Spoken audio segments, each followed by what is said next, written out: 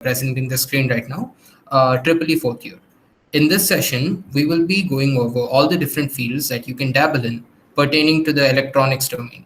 I mean, who knows? You might find some of these interesting and worth exploring more. I mean, that is the main objective of this session, to introduce you guys to the different aspects of the electronics domain. Without further ado, let's get started. First, we have digital electronics.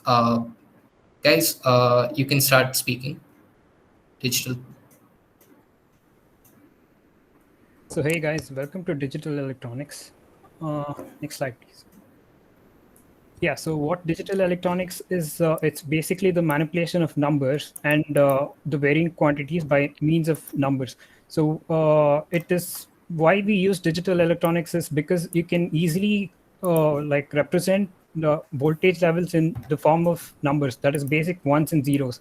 So this can be very useful to visualize and use that data in forms of ones and zeros. That is in turn voltage of high and low.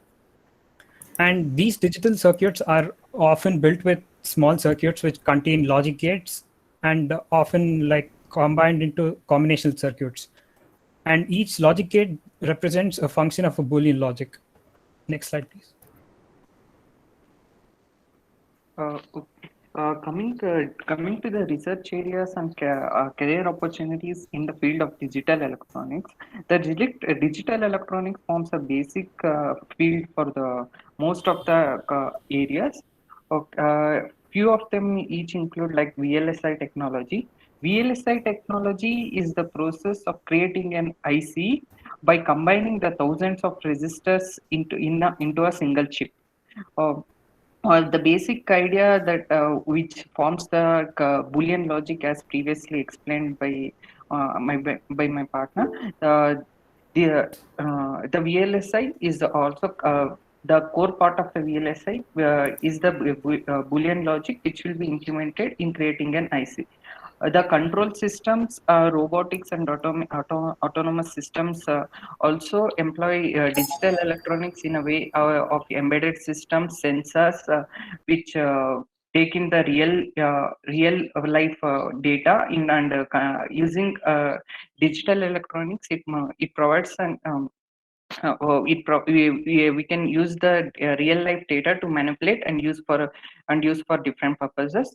And digital electronics, when we come to a part of the communications, and it has a wide scope including the optics and photonics, the signal and image processing also employ digital electronics in the manipulation of the signal and the the pixels of the image can also be taken by taken and represented using the Boolean numbers and binary data.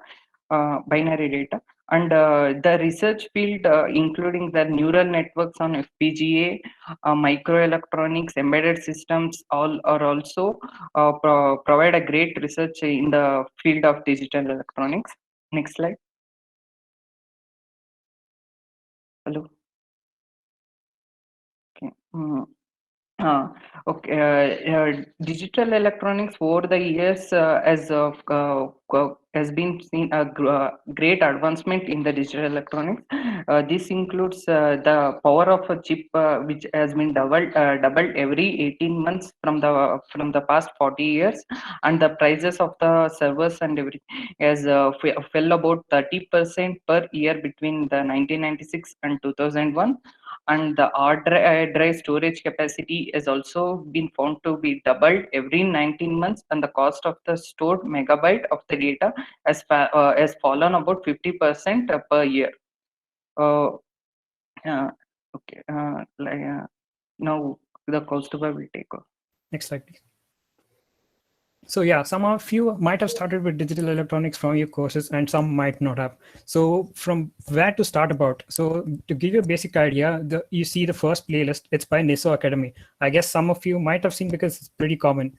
And that provides you a basic of digital electronics, its components, and how you like integrate all of them. And the second one is pretty similar to NISO Academy, but I prefer it more than NISO Academy. The reason being, there are much more topics in the like further topics of digital electronics when you go further, and coming to the next one, all about electronics. It's a channel similar to NESO Academy, and you can like pick out topics which are not there in the other one and stuff. So all about electronics and NESO Academy are pretty much similar if you look in a way.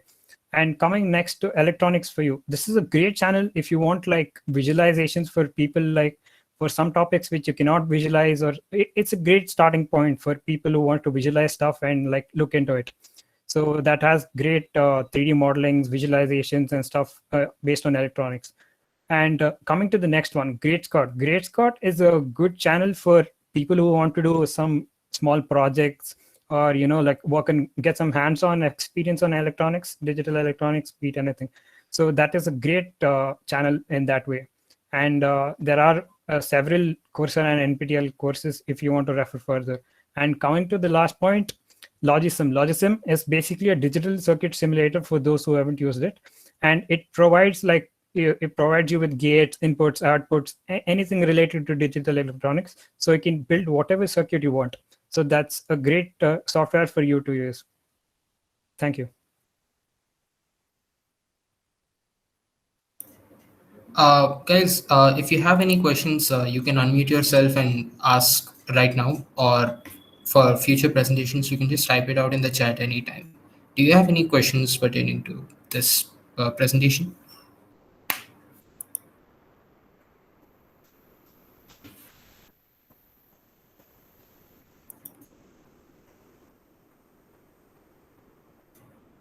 All right, I guess there are no questions. Can we move on to the next presentation? Okay, good evening, everyone. My name is Uddhav Sinha, and my colleague Harshit and I will be talking about VLSI, that is very large scale integration. Next slide. Okay, so what is VLSI? VLSI is when we combine more than 10,000 transistors on a single chip to create an integrated circuit.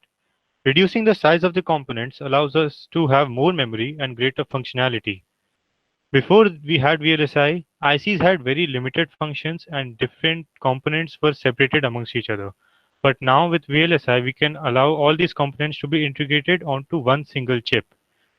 To give you a scale of how big an IC is, does anybody know how thick a human hair is? Anyone? Okay, so a human hair is a few micrometers thick. In fact, it's around 80,000 micrometers thick. 80 microns thick, sorry. And an integrated circuit of this thickness will have more than billions of transistors on it. So that means each transistor is less than 10 nanometers. That's the level of scaling we've achieved. And this level of scaling allows us to have greater efficiency and lesser noise. Next slide. Okay, so the various research topics in the field of very large scale integration is in developing more concise and compact IoT based modules. There is also an increased demand of fast processing of information. Thus, we need more innovation which can be achieved through VLSI. So you guys must have heard about cores, right? So whenever we go to buy a laptop, we say that we need a better core processor laptop. So any one of you can tell me what is a core?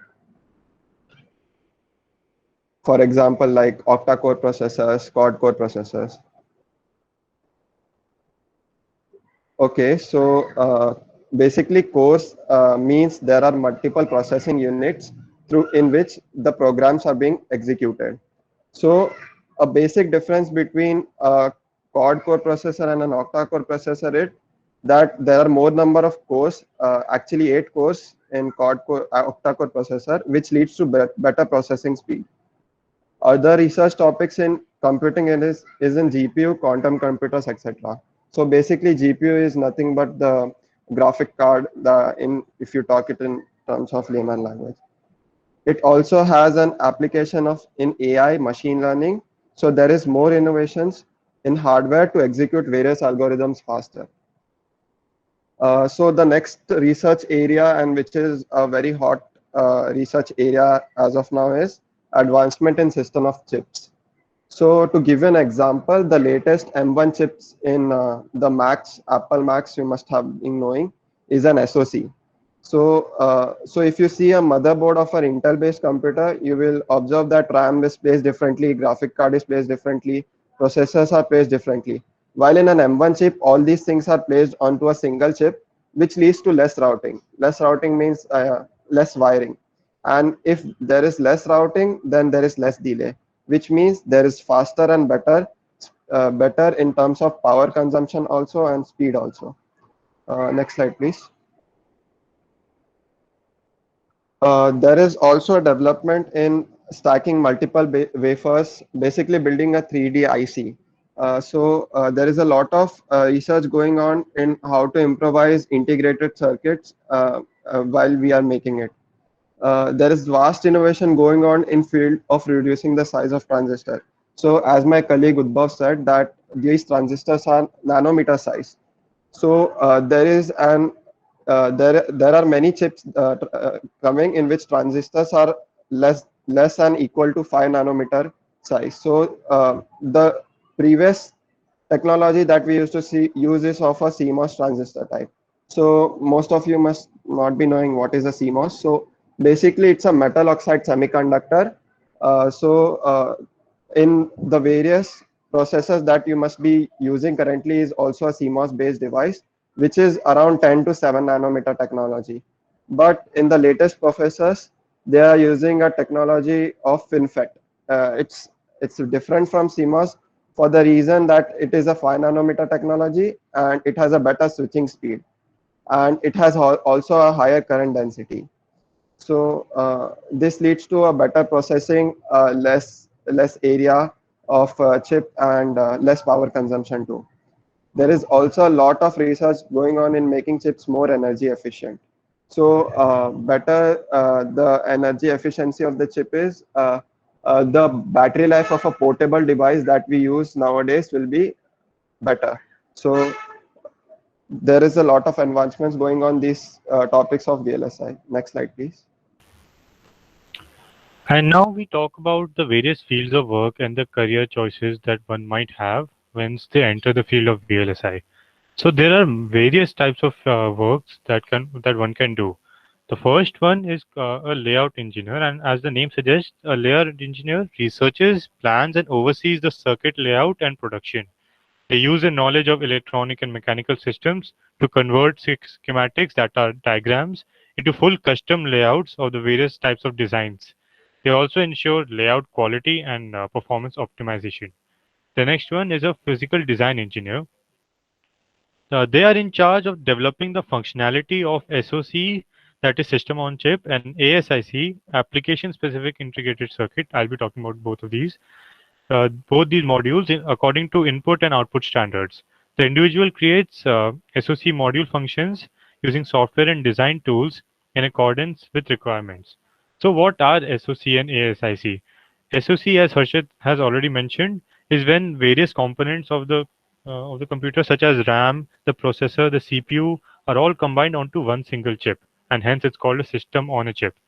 The next one, ASIC, is called an application-specific integrated circuit. It's when an integrated circuit chip is customized for a very particular use rather than intended for general purpose use. For example, a chip can be designed to be run in a digital voice recorder or maybe a high efficiency Bitcoin miner.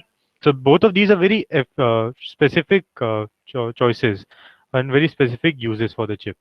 And finally, the test engineer, again, as the name suggests, we will be testing the already made out design, and we will be testing for the noise, the speed, and the general performance.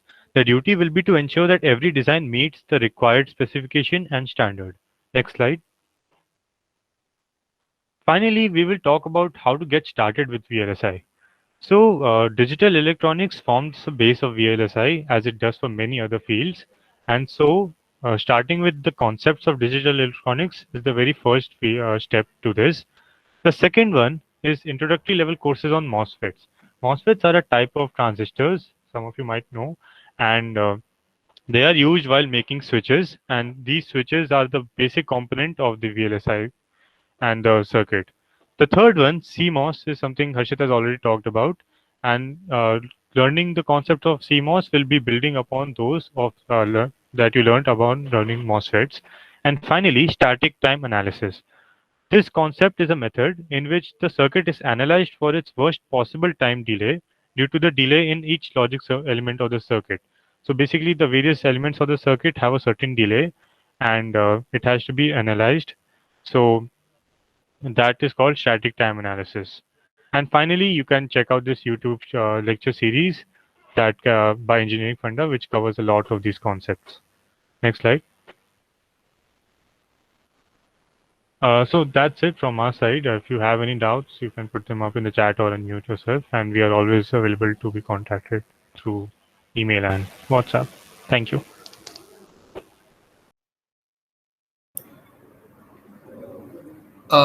Yeah, guys, if you have any doubts, just ask them right now. Or you can note these contacts right now and contact them later if you wish.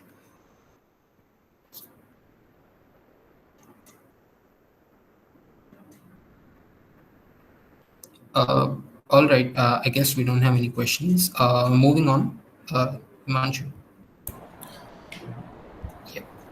Hey guys, good evening. I'm Anirvinyan and I'm going to explain about IoTs and embedded system. So please next slide. So first, what is IoT and embedded systems? So first, IoTs are the devices which uses internet connected things as a medium to transfer data without any human involvement. So what it actually does is it just collects the data and do some work without any human intervention. We don't need to do anything on that. For example, a sensor, it just collects the data itself and it knows what to do according to the situations. So for example, a smart fire extinguisher. So a certain temperature is fixed, and if it goes beyond that, then water splashes in the supermarket, which is kept. So that is example for IoT. And the next is embedded system. So embedded systems are hardware systems that is made to work using commands that is given by software. So it's nothing but hardware is designed and the desired software is made and it's incorporated in that and it's made to work. So for that, an examples are Arduino and FPGA. So I personally made a project in FPGA. So yeah, Arduino, like all these are like, like you code in software and you just incorporate in hardware to make it work. So that is nothing but embedded systems. These two topics are like supplementary, they just have minimal differences. IoT contains a major part of embedded systems. So we can go to the next slide, please. So prerequisites are like whatever topics you take in electronics, it will be involved either by analog or digital. So analog and digital electronics is very must for whatever you have to learn in electronics. Those can be learned from NISA Academy. For digital electronics, already references have been mentioned. So this NISA Academy is the one thing which is basic, like it's very easier to learn. And for me, C++ and C programming, W3 schools was better, but there are many YouTube videos like teaching it, and Coursera is also really good. And next one is DSA, data structures and algorithms. So that is a part of like all the programming languages that you have learned. So that can be learned from Jenny's lectures from YouTube. So you can, like, I didn't provide the links here. You can just search it. If you want, you can just WhatsApp me. I'll tell you the links. So next slide, please. So what are the future scopes and research prospects in IoTs and embedded systems? First is ubiquitous computing. So in simple words, this is a generalized term to say that everything around you should be done using some electronic. For example, if you want to do a work, everything has to be done like using some electronics. That is nothing but ubiquitous computing, like providing an ecosystem where every works what you want to do can be done with electronics. So not all the researchers in futures, not only in IoTs, for all the electronics fields, this is the main theme, like what you have to do, whatever the electronics you are inventing, it should be useful to make your works easier.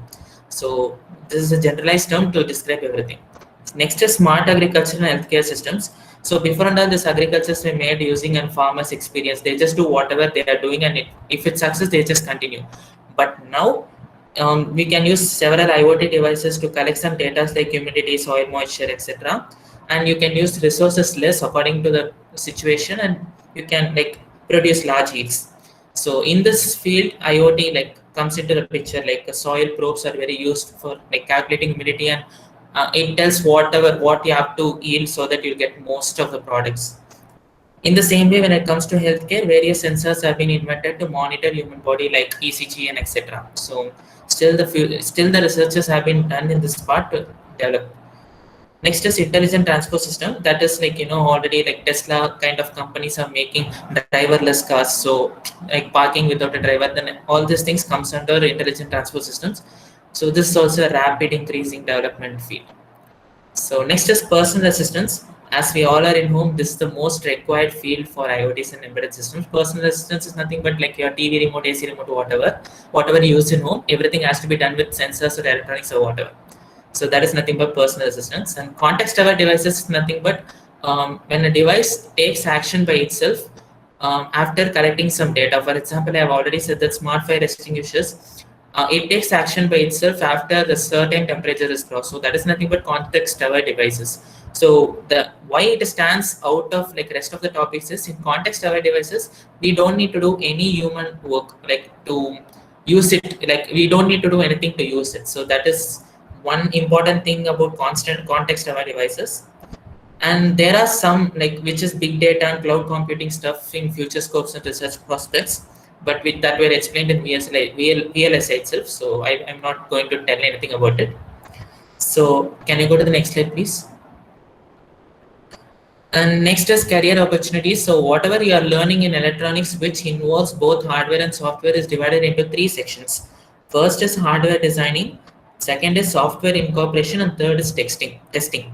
So the hardware designing is nothing but like PCB designing, IC designing, which you have seen in VLSI. Like so, those comes under hardware designing.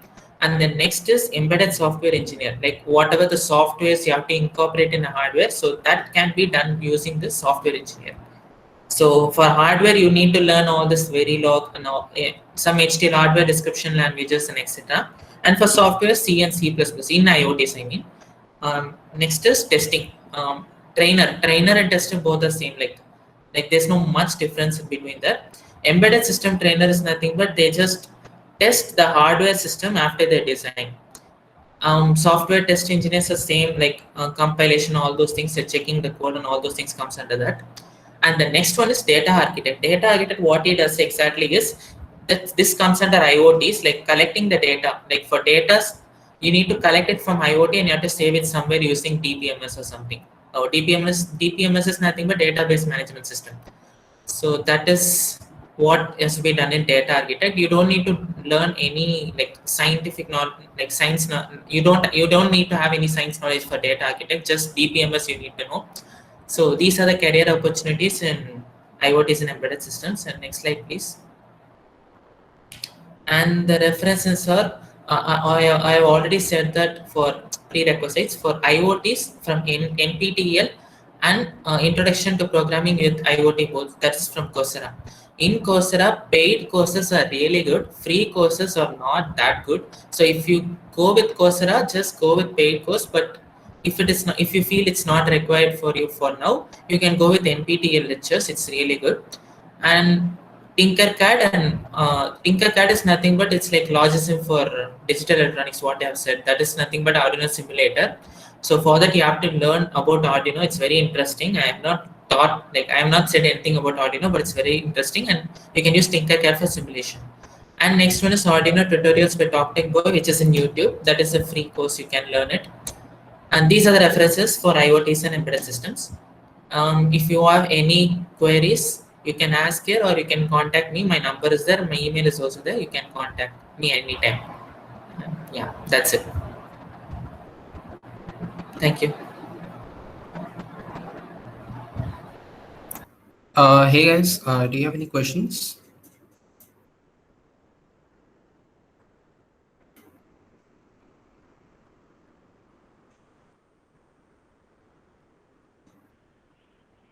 All right, I guess let's just move on to the next presentation.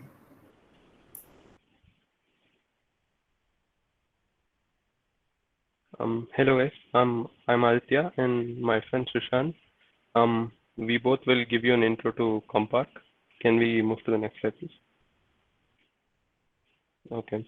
Yeah, what is Compaq and why do you need to know? Like, Compaq it stands for Computer Architecture. It's the detailed specification about how a set of standards related to hardware and software interact with each other to create a computer system or a platform. Um, in concise, it refers to designing of a computer system and its compatibilities with the software and its technologies. It's like the art of determining what the user, technology, and the system needs, and then creating logical standards and design based on the above needs. Like other definitions of architecture could be as like describing the capabilities and programming model of a computer, but not a particular implementation. We can also say it involves instruction set architecture design, microarchitecture design, logic design, and implementation. The discipline of Compark has three main subcategories, and they're system design, ISA, which is instruction set architecture, and microarchitecture. ISA, it defines the machine code that a processor can read and act upon, as well as like the word size, memory address, modes, uh, processor registers, and data types and stuff like that. And ISA is like the heart of the computer.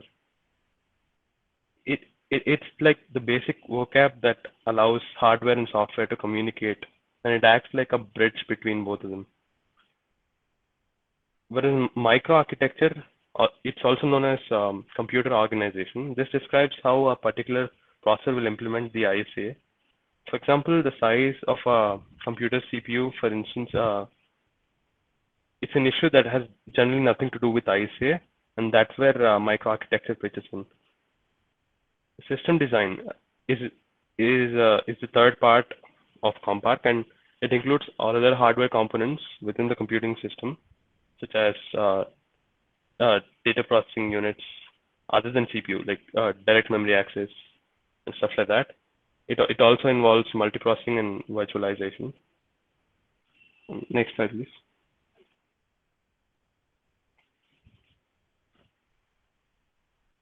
Okay, yeah, my friend Sushant will be taking over from here. Good evening, everyone. So I will be speaking about recent advancements in computer architecture.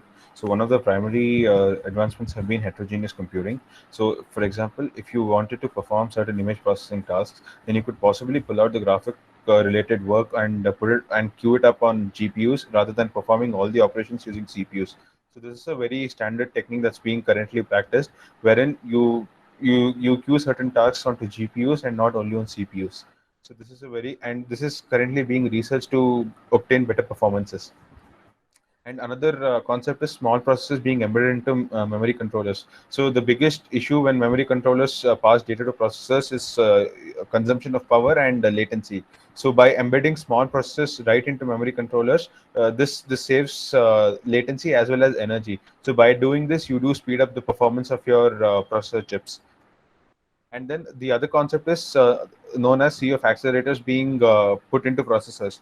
This is also known as accelerator level parallelism. So what exactly are accelerators? They're nothing but minute chips which which surround a processor and which are developed to perform certain specific operations. For example, our phones use a lot of accelerators for each of the processors. So the reason is each accelerator can perform only an individual task. Individual here stands for a specific type of task. So for example, it could be audio file processing or image file processing, or for that matter, any standard file format processing or something like that. So these are the standard accelerators that are currently available. And because of this, accelerators currently are used only in phone processors and not in desktop processors. But the idea of accelerator level parallelism is looked upon for being brought into desktop processors as well, because this would increase the performance of desktops as well. The other concept is developing application-specific integrated circuits. As mentioned previously, application-specific integrated circuits are circuits designed for certain functionalities. For example, NVIDIA is still on the look for building an integrated circuit which blends really well with image processing. Even Google has been looking out for the same, because both of them delve deep into deep learning, and hence they are always on the look for image processing at the moment. Before, they were into other type which focused more on only machine learning optimizations, that is performing a lot more floating point operations than any other CPU at that time could. And that is when cloud TPU processor chips were released. So this is an example of application specific integrated circuits. Google's Cloud TPU is a very good example of ASICs. And the next concept is design. As mentioned previously, FPGAs are nothing but programmable hardware. So the idea here is to like, for example, if a researcher designs certain hardware, right, then they would look to analyze its performance and only then propose it for approval. So the same thing happens here. So you try to simulate the performance of your design on an FPGA to understand how exactly it performs in a real world scenario, to just gain a rough understanding of how exactly it would perform. And the other concept is known as programmable memory controllers or SSDs. At the moment, memory controllers or SSDs are already pre-configured, and you cannot program the drives that you have currently, be it SSD or HDDs. So the idea here is to bring in programmable memory controllers and SSDs so that you can perform certain optimizations. Next slide, please. Yeah, so different opportunities in computer architecture. So the first would be academic research. So there are a lot of institutions which hire, researchers or professors to either teach or continue their research work at the institutional level. So a few topics in which currently academic research is going about is heterogeneous computing. So as we mentioned, there's a huge interest among researchers to go for heterogeneous computing. So that is one of the fields, and the other fields is accelerators. So as I mentioned, desktops do not currently have accelerators being used. So there is a big amount of research going in finding accelerators that can actually improve the performance of desktops as well. And another field in which research in the academic zone happens is hardware security. And the next opportunity is industrial research, which happens to be application-specific integrated circuits. More often than not, industries do focus on their applicative needs rather than building something for the community in large. So industries most often, like for example, as I mentioned, NVIDIA or Google, they look for buildings, building designs that empower them and not focus more about the community per se. And also, industries are now migrating from the CISC architecture to the RISC architecture. And the other opportunity in CompArc is hardware engineer. So basically, a hardware engineer would test out a researcher's equipment, and then he would perform certain simulations on that, or he would try to simulate the performance of it, and then finally give an approval on whether the equipment designed by the researcher is good enough to land in the market or not. Next slide, please. Yeah. Aditya will be explaining getting started here. Yeah, okay, yeah. Before you get started into CompArc and start learning stuff, there's some prerequisites that you gotta know. Like, one of the prerequisites is digital electronics, and other than that, I guess you're good.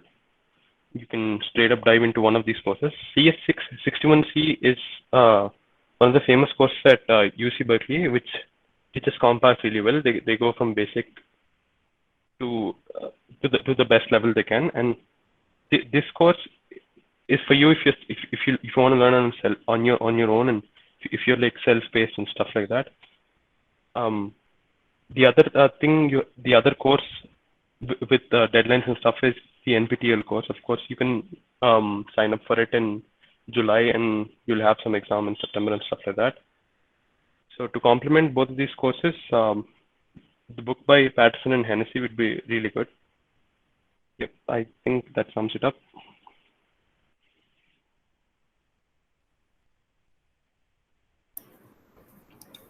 Hey guys, yeah, so do you guys have any questions?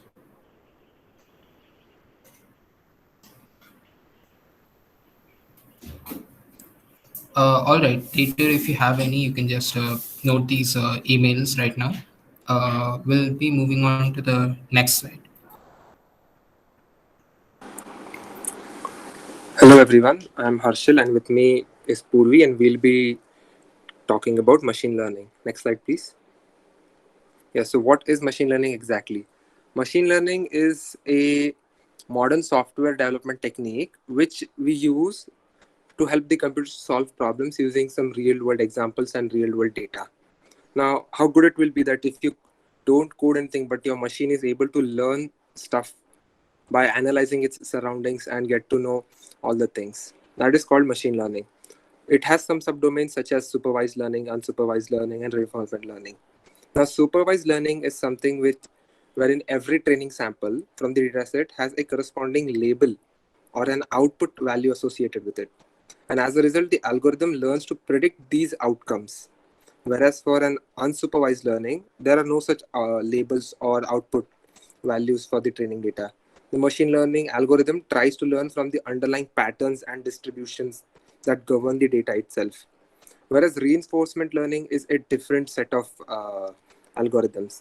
In reinforcement learning, the algorithm tries to figure out which actions it should take so that it maximizes some reward or some function which we provide. For example, when we train a dog, when you want to train a dog to fetch the bone, when he fetches the bone correctly, you'll reward him with some pat or some biscuits.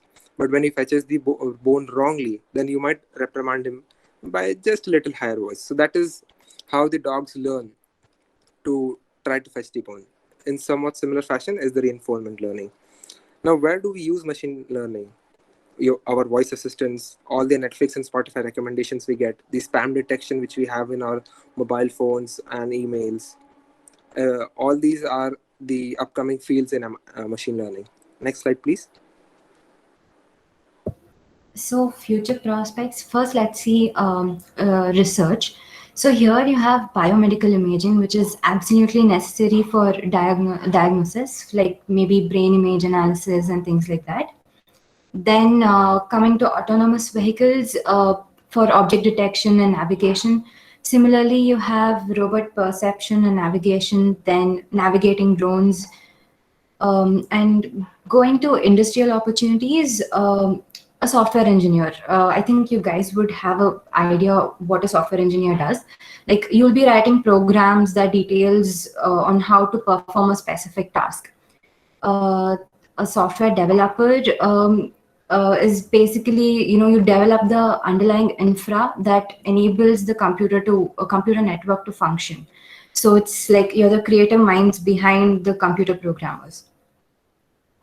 Data scientist, you're involved in information analysis where you're using data to discover some useful information. Then machine learning engineer, you train machines to make future predictions. In fact, data scientists and machine learning engineers it's a little similar, but the difference is, machine learning engineers, you focus on creating and managing predictive models, whereas data scientists try to extract useful information from huge data sets. And computational linguists, you will help the computers learn how to understand spoken language and continually improve these systems that currently exist. Next slide, please. Yeah, so now how should we get started with machine learning? So to get down with the basics, Coursera has this course in machine learning, which is the best course, I believe, in what they offer. If you guys are interested, you could follow Andrew Ng. He is the perfect man to follow for all machine learning and AI concepts.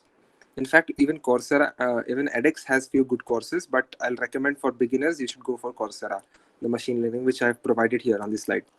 Apart from these courses, you should also read articles and papers in machine learning to get the latest technological digest what is happening currently. For example, Medium articles are really good for getting started, or even towards the data scientists provided by Medium itself is another good resource to get started with. Next slide, please. Okay, so before going to startup projects, let's see what is regression and classification. So in regression, what you do is you predict a continuous value based on your continuous value output based on your input variables. For example, if you want to predict the age of a person, whereas in classification, when you predict a discrete value output. For example, if you want to predict if a given account is hacked or not, another example would be if I say what is the temperature going to be tomorrow, then that is regression. But if I want to know if it will be hot or cold tomorrow, then that becomes classification. So some of the projects you can start off with would be object detection, and then image classification. Say if there are a set of images and you want to see if it is a cat or not. And then you have spam detection and housing price prediction. Yeah, that's it, I guess. Thank you. Yeah, if you guys have any doubts, please mail them us on these email IDs, or you could ask them right away.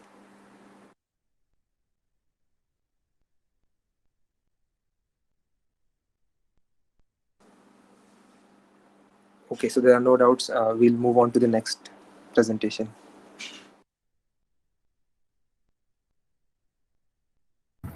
Hi guys, coming on to signal processing. So this is a very self-explanatory topic. It's a field that focuses on analyzing and modifying signals such as audio and video signals to extract information out of them.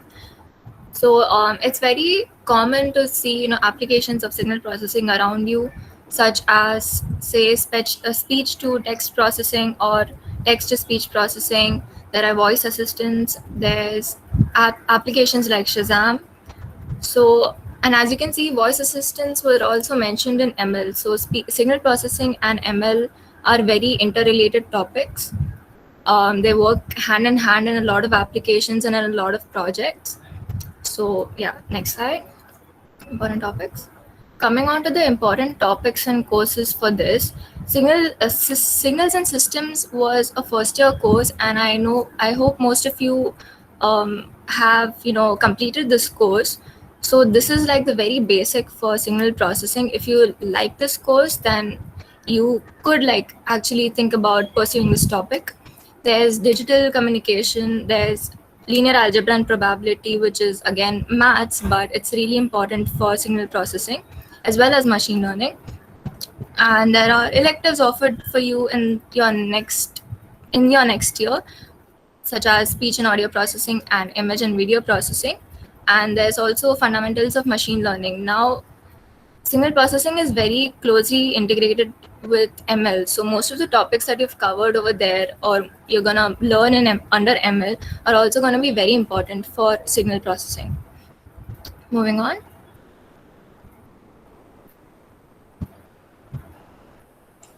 Yeah, hi guys, I'm Tanmay. So just now, as Shalaka told you, how it's integrated, how the signal processing is integrated with ML. So most of the research and the job opportunities are also integrated with the ML as well. So one important thing to note down in the signal processing is it involves a lot of hardcore maths, and so mostly the research and the job opportunities will be are only available after the postgrad. So few of the research aspects you can consider in the signal processing is the speech signal processing, all about the speech. The music signal processing, it involves all the music things, and it's a very boom field right now, and it's growing very rapidly. And the cognitive radio, all about the communication, and the compressed sensing. So compressed sensing is basically a signal processing technique for efficiently acquiring and reconstructing the signal to find the solutions to understanding the linear systems. And about the job opportunities, so there are quite a few companies and quite a good roles with respect to signal processing. So one of that is the DSP, the digital signal processing design engineer, and one of the well-known company to acquire that is the Xilinx. So it's a semiconductor company. And other we can expect in the is the signal processing researcher, or the who basically looks after all the research work in the digital signal processing. And there's also one called as firmware engineer. He looks all of the algorithms, or we can say that all of the behind work in the digital signal processing. And one of the well-known company to acquire this is the Qualcomm. And another is the audio technology engineer, all about the audio things and all about the music things. And one of the good company to acquire is this one. Yeah, next slide. Yeah, so this slide will give you a very brief info about how you can get started, what are the basic projects you can begin with, and what are the basic courses you can begin with. So as we told that signal processing is a very vast field, so very small pieces will make up the signal processing. So a very basic projects you can get started with, and there are plenty of resources available in the net, and you can go on just YouTube and type signal processing project, you will get a number of projects. So like what we would recommend you to start with, like some, if you are interested in the image things in the signal processing, like you can go with the vehicle number plate detection, which basically talks about like how can you detect the number plate of the vehicles by using the signal processing. Then you can go with the brain tumor detection for the image segmentation. Then JPEG compressor, basically how you can compress the JPEG image. Then like few of the other areas where you can explore is the audio classification. It involves like how you can classify the audio and like how you can tag it, similarly in the music tag also. And the guitar tuning, a very well-known project to start off with. And other one is the audio fingerprinting. So what's audio, like you may have heard about the Shazam app, like which basically tells, like you play any of the music, it will help you to classify that music and like tell everything about that music, the writer, the composer and all. So that involves in the audio fingerprinting. So few of the courses, very basic courses to get started with. One, like we would recommend, if you like have the Coursera access and like you can go on the Coursera and go with the courses. There is one specialization course called digital signal processing, which helps, like which goes on from very basic, from starting from the Fourier analysis from signal systems until a very like it has also a project in the end which will help you to get a level up. And the another YouTube channel called the Signal Processing Society. So this channel gets like, it's focusing on like various aspects where signal processing is involved. So it may be a music, it may be a image and everything, and like how it works and like how to get started with. So this like YouTube channel is very good to get started with. And another one, like as Shalaka told you, a signals and system course. It's a very basic course. Like many of them must have been explored in the first year also. So if you like haven't explored it, you want to get started with, or like you want to restart it, you can go with this NISO Academy YouTube link or the channel where you can start off with this course. So another like very important basic course where like it will be used in almost every field in the ML as well is the linear algebra. So yeah, next slide.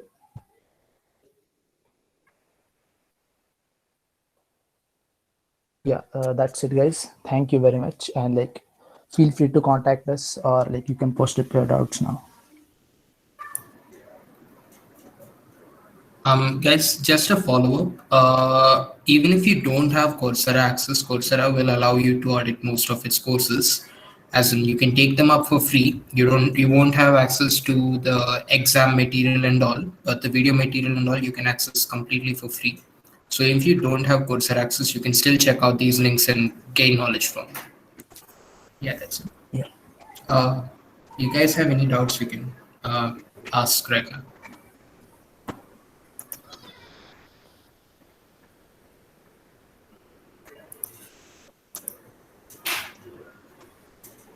So we can move on to the next presentation then.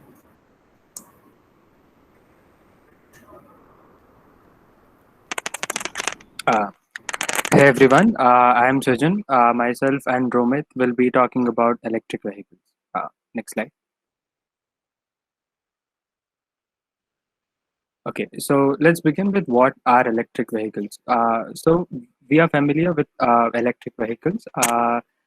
We can compare a normal combustion vehicle with an electric vehicle, where you can compare a normal fuel with a battery pack and a motor with an engine. So electric vehicles are propelled by the electric energy which is stored in the batteries, and which are then transferred to the motor, and hence the vehicle moves. So this block diagram represents a basic overview of an electric vehicle. So we have a battery pack. A battery pack is basically a combination of cells connected in series and parallel to get the desired voltage and current, which is then monitored and controlled by a battery management system to make sure that the battery stays safe. Then the overall voltage is applied across the motor controller, The motor controller is a device which controls the motor, which controls the speed and direction of a motor, and this sends the control signals to the motor, and the motor moves, and hence the car can move forward. So yeah, next slide.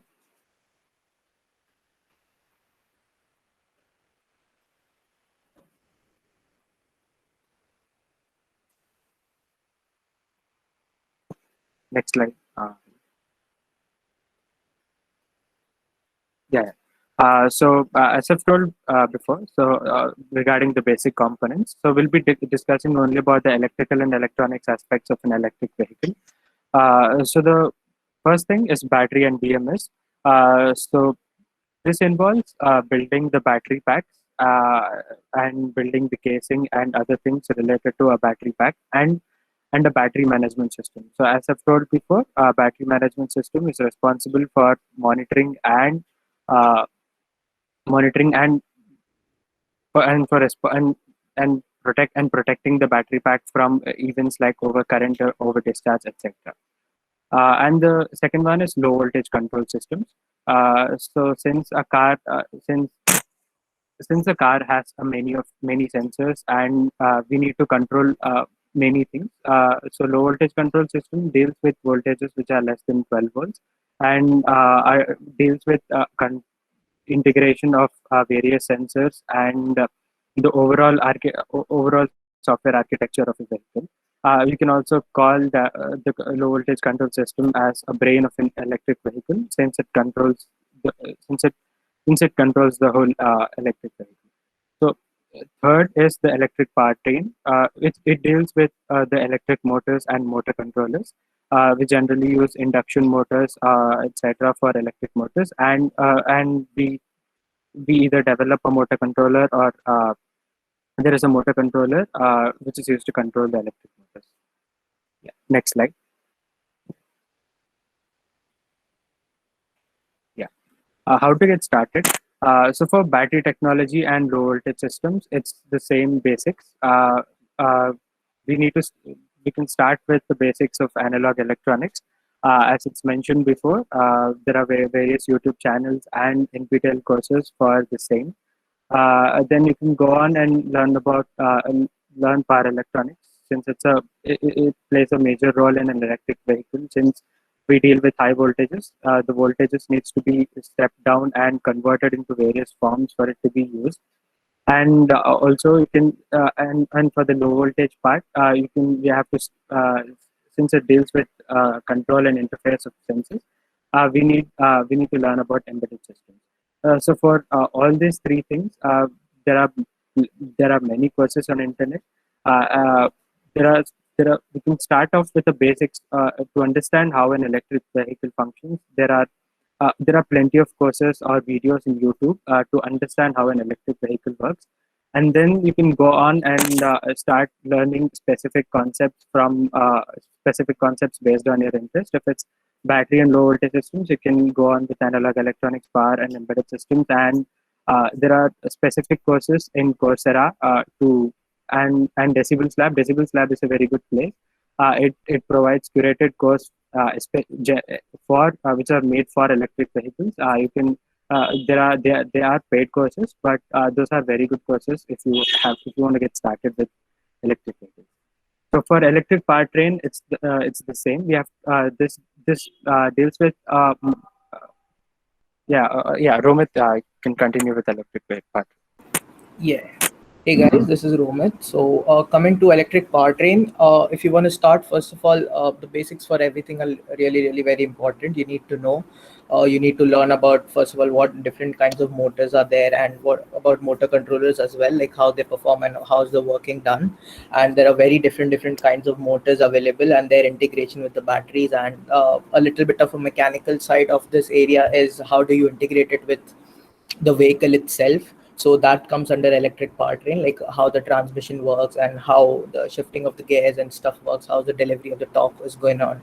So that is a really important part, which sort of comes under mechanical areas as well, so that you might need to know.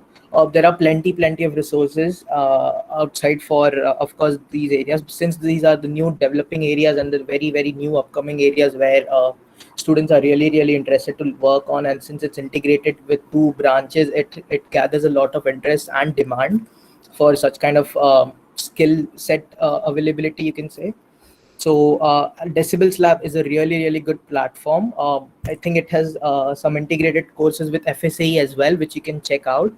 And it provides you with some very good projects. And I think they can call it a sort of like an internship as well. You can put it up in your CVs and they give you a really good learning experience. Coursera has some really good courses as well. And I think EDX is also a really good platform because it comes straight from some foreign universities, I think. And I've myself like taken one course from EDX on electric powertrain. And there are different programs, and under programs there are some more courses available if you want to look on other aspects of an electric vehicle as well. So they are very important, and you can definitely look up to them if you are actually clear with basics and you're really interested. They are a really good topic and good courses to give it a shot to see if you're actually interested in and you want to learn more about it. Next slide, please. Yeah, coming to career opportunities, since being specific to EC EEE branches, these are a few roles that a normal engineer could get from these branches without any specifications, you can say.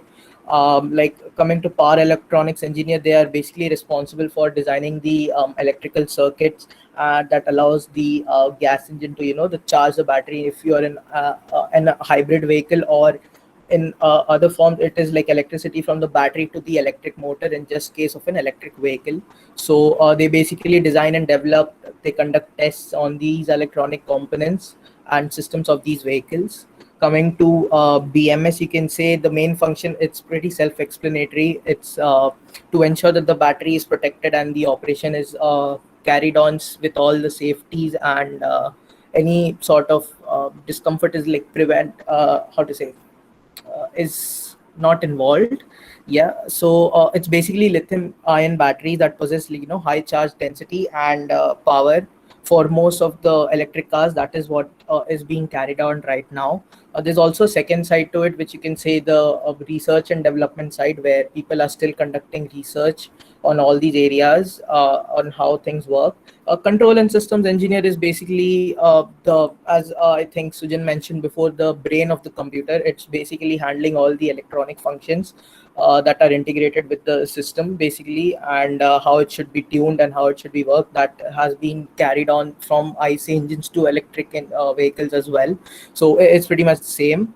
And software development and embedded systems engineer are basically they go hand in hand. They basically are involved in the design and implement of these software embedded systems for the requirements and the analysis through the production and commercial development.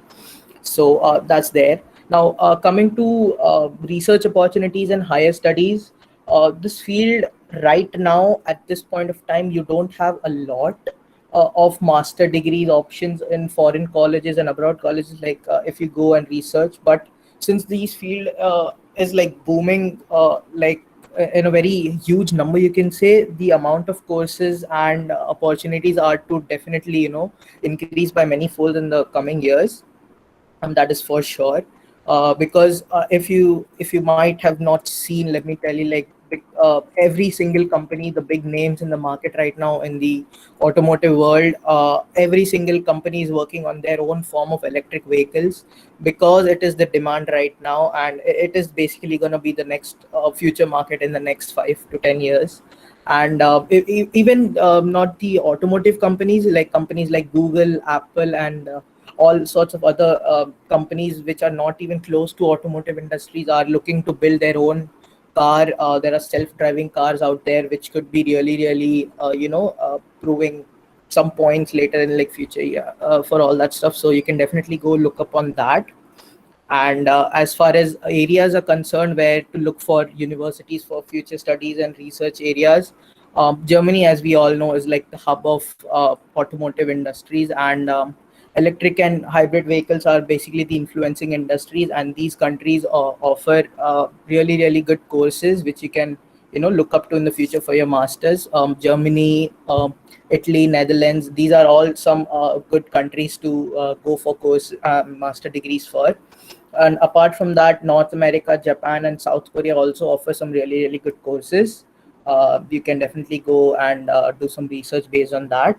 And because these are some of the tycoons, you can say, of the automotive world, they have some really, really good technology under their hands and which are being implemented right now and being experimented.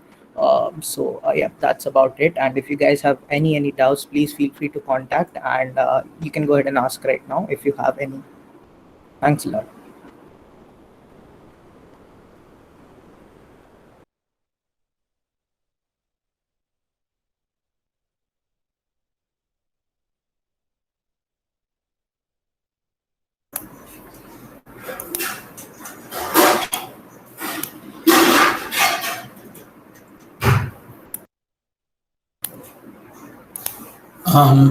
All right. So that's it, guys. For EVs, here are the emails and phone numbers of Sujan and Romit. Just note them down if you have any doubts for later. That's it. Thank you guys for sticking till the end. Hopefully, the session was interesting for you, or the specific topic you guys were getting in, wanted to get into. The meeting has been recorded, and it will later be shared on ECM and ITK's YouTube channel. So yeah, thank you for attending. The meet has officially ended.